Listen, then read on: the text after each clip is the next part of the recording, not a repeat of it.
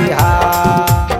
लाल टेना बोलेंगे छौरी, अब की लालटेन जलते पूरा बिहार।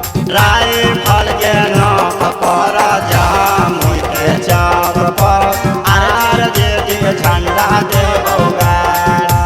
राइफल के नोक पर जामुन के चाप पर आरजेडी के झंडा देबोगा। राइफल के नोक पहरा जामुन के चौक पर आरजेडी के झंडा देबोगा।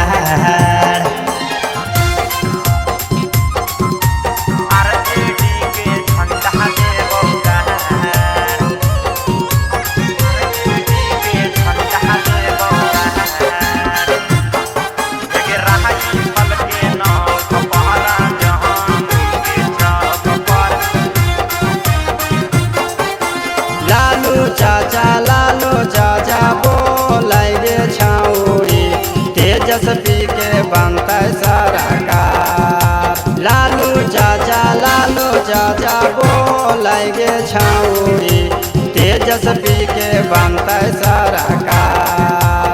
राइफल के नाव पर जामुन के चौक पर आरजेडी के झंडा देबोगा। राइफल के नाव पर जामुन के चौक पर आरजेडी के झंडा देबोगा। राइफल के नोक पर जहानाबाद के चौक पर आरजेडी के झंडा देबोगा।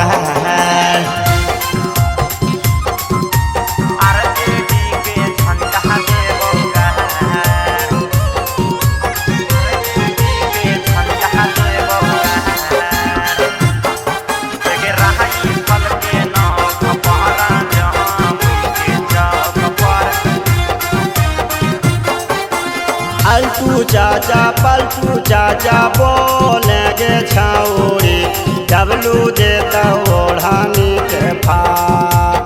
पलटू चाचा बोलेंगे छौरी, डबलू देता ओढ़ानी के फार। राइफल के नोक पर जामुन के चौक पर आरजेडी के झंडा देबोगा।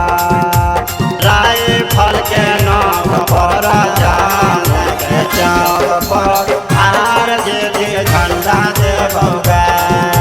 राइफल के नोक पहरा जामुन के चौक पर आरजेडी के झंडा देबोगा। Presented by Rama Films।